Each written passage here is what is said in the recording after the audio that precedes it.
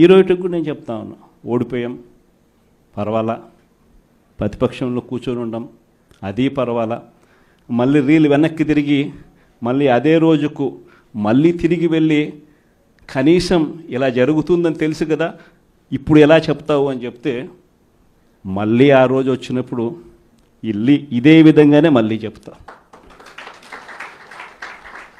ఎందుకనంటే రాజకీయాలలో విలువలు విశ్వసనీయత అన్న పదానికి అర్థం అది. ఎన్నికలు ఎప్పుడొచ్చినా కూడా అదే విలువలు అదే విశ్వసనీయత అన్న ఒకే ఒక పదం మీద మళ్ళీ వైఎస్ఆర్సీపీ మళ్ళీ అఖండ మెజారిటీతో మళ్ళీ గవర్నమెంట్.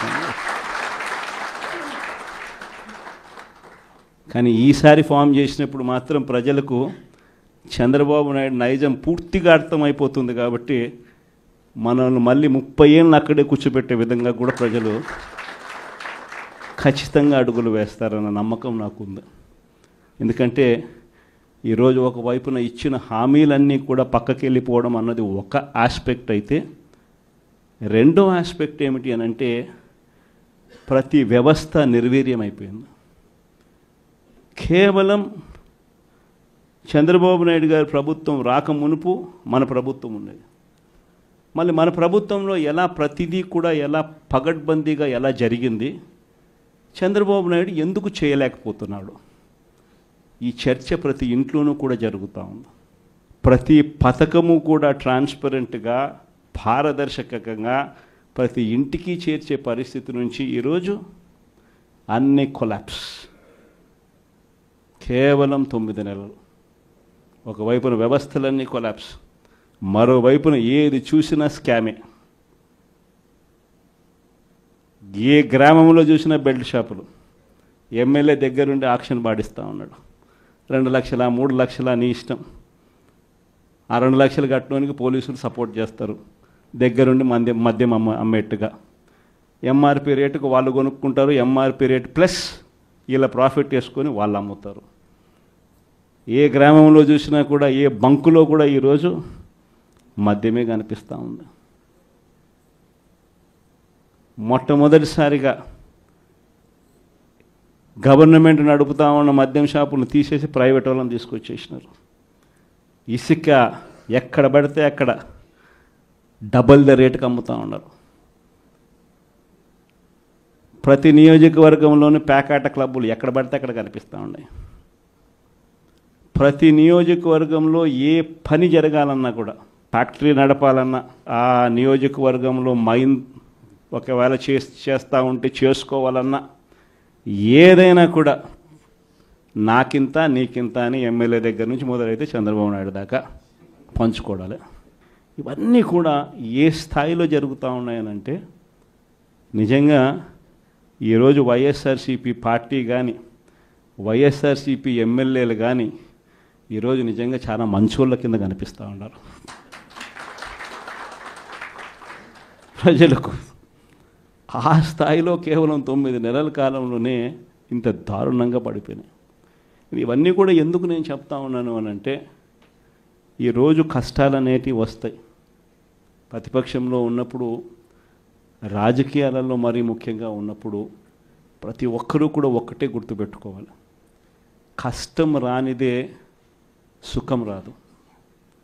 ప్రతి మనిషి జీవితంలో కూడా కష్టాలు సుఖాలు అనేది పార్ట్ అండ్ పార్సల్.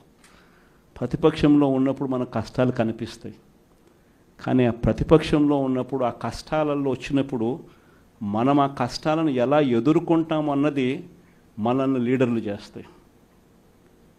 కష్టం వచ్చినప్పుడు మన క్యారెక్టర్ను మనం అమ్మేసుకుంటే, మన వ్యక్తిత్వాన్ని మనం అమ్మేసుకుంటే, ఒక్కసారి బాటిల్లో ఉన్న నీళ్ళు బాటిల్లో ఉంటే బాటిల్లో నీళ్ళు తాగుతాం, బాటిల్లో ఉన్న నీళ్ళు ఒక్కసారి ఇలా పడేసినామనంటే భూమిలోకి పడిపోతాయి, మళ్ళీ ఏరుకోలేం. క్యారెక్టర్ కూడా అలాంటిదే. ఒక్కసారి విడిచిపెట్టేసినాము అని అంటే మళ్ళీ దాన్ని ఏరుకోలేం. ప్రజల్లో చులకనవుతాం, ప్రజల్లో పలచనవుతాం. ఇది ప్రతి ఒక్కరూ కూడా గుర్తుపెట్టుకోండి. కష్టాలు అన్నటివి ఎల్లకాలం ఉండవు. ఎవరికి ఏ కష్టం వచ్చినా కూడా నా కథ గుర్తు తెచ్చుకోండి. 16 నెలలు నన్ను జైల్లో పెట్టినారు. నా మీద కేసులు వేసింది కూడా మళ్ళీ ఎవరో కాదు, అటు కాంగ్రెస్ ఇటు తెలుగుదేశమే. నా పిటిషన్లో ఎవరు పిటిషనర్స్ అంటే అటు కాంగ్రెస్ ఎమ్మెల్యేలు ఇటు తెలుగుదేశం పార్టీకి సంబంధించిన నాయకులు. కేవలం రాజకీయంగా ఎదుగుతున్నాను అని ఒకే ఒక కారణంతో దొంగ కేసులు బనాయించారు. 16 నెలలు జైల్లో పెట్టినారు. కానీ ఏమైంది? బయటికి రాలా? ముఖ్యమంత్రి కాలా?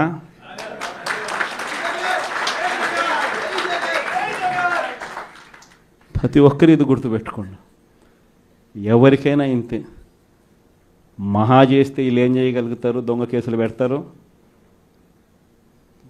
కాదండంలా బెదిరిస్తారు, కాదండంలా మహా అయితే 3 నెలలు లోపల వేస్తారు, అది కాదండంలా. కానీ ఏం చేస్తారు? 3 నెలల తర్వాత మళ్ళా వస్తాం, రెట్టించిన ఉత్సాహంతో మళ్ళా పనిచేస్తాం. ఎవరెవరైతే మిమ్మల్ని జైల్లో పెట్టే కార్యక్రమం ఎవరెవరైతే చేస్తారో, మంచి చేసిన వాళ్ళని గుర్తుపెట్టుకోండి, చెడు చేసిన వాడిని గుర్తుపెట్టుకోండి. ఇద్దరిని గుర్తుపెట్టుకోమని చెప్తాను. ఊరికే చూస్తూ ఊరుకోం. వైఎస్ఆర్ కాంగ్రెస్ పార్టీ బ్రతుకుతుంది.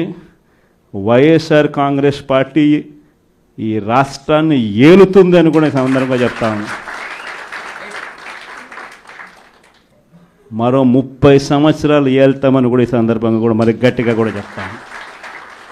కాబట్టి ఎవ్వరూ కూడా వైఎస్ఆర్ కాంగ్రెస్ పార్టీకి సంబంధించిన ఏ కార్యకర్త వెంటికి కూడా పీకలేడు అని చెప్పి కూడా ఈ సందర్భంగా చెప్తాను.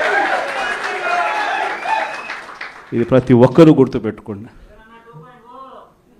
ఒక్కటే గుర్తుపెట్టుకోండి, ఈసారి జగనన్న 2.0 కొంచెం వేరుగా కూడా ఉంటుంది. ఈసారి జగనన్న 2.0 కార్యకర్త కోసం ఎలా పనిచేస్తుందో కూడా చూపిస్తుంది. ఇది మాత్రం నేను ఖచ్చితంగా చెప్తా ఉన్నా. ఎందుకనంటే జగనన్న 1.0లో బహుశా కార్యకర్తలకు నేను అంత గొప్పగా బహుశా చేయలేకపోయి ఉండొచ్చేమో. ప్రతి పథకము ప్రతి విషయంలోనూ కూడా మొట్టమొదటిగా ప్రజలే గుర్తుకొచ్చారు. ప్రజలకు మంచి చేయడం కోసమే నా టైం కేటాయించా, నా తాపత్రయపడ్డా, ప్రతి విషయంలోనూ దానికోసమే అడుగులు వేశా. కానీ జగనన్న 2.0కి వచ్చేసరికి మాత్రం చంద్రబాబు నాయుడు కార్యకర్తలకు పెడతా ఉన్న ఇబ్బందులు చూశా, కార్యకర్తలు పడతా ఉన్న అవస్థలు చూశా, కార్యకర్తలు పడతా ఉన్న బాధను గమనించా. వీళ్ళ కోసం గట్టిగా మీ జగనన్న ఉంటాడని సందర్భంగా గట్టిగా చెప్తాను. ఇవన్నీ కూడా ఎందుకు నేను చెప్తా ఉన్నాను అనంటే, ఈరోజు కష్టాలు అనేటివి వస్తాయి. ప్రతిపక్షంలో ఉన్నప్పుడు, రాజకీయాలలో మరీ ముఖ్యంగా ఉన్నప్పుడు ప్రతి ఒక్కరూ కూడా ఒక్కటే గుర్తుపెట్టుకోవాలి, కష్టం రానిదే సుఖం రాదు. ప్రతి మనిషి జీవితంలో కూడా కష్టాలు సుఖాలు అనేది పార్ట్ అండ్ పార్సల్.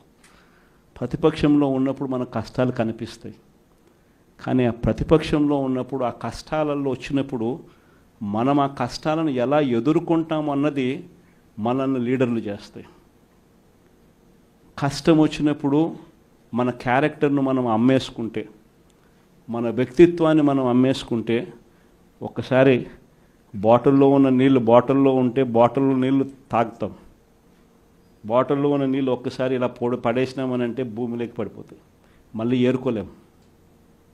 క్యారెక్టర్ కూడా అలాంటిదే. ఒక్కసారి విడిచిపెట్టేసినాము అని అంటే మళ్ళీ దాన్ని ఏరుకోలేం. ప్రజల్లో చులకనవుతాం, ప్రజల్లో పలచనవుతాం. ఇది ప్రతి ఒక్కరూ కూడా గుర్తుపెట్టుకోండి. కష్టాలు అన్నటివి ఎల్లకాలం ఉండవు. ఎవరికి ఏ కష్టం వచ్చినా కూడా నా కథ గుర్తు తెచ్చుకోండి. 16 నెలలు నన్ను జైల్లో పెట్టినారు. నా మీద కేసులు వేసింది కూడా మళ్ళీ ఎవరో కాదు, అటు కాంగ్రెస్ ఇటు తెలుగుదేశమే. నా పిటిషన్లో ఎవరు పిటిషనర్స్ అంటే అటు కాంగ్రెస్ ఎమ్మెల్యేలు ఇటు తెలుగుదేశం పార్టీకి సంబంధించిన నాయకులు. కేవలం రాజకీయంగా ఎదుగుతున్నాను అని ఒకే ఒక కారణంతో దొంగ కేసులు బనాయించారు. 16 నెలలు జైల్లో పెట్టినారు. కానీ ఏమైంది? బయటికి రాలా? ముఖ్యమంత్రి కాలా?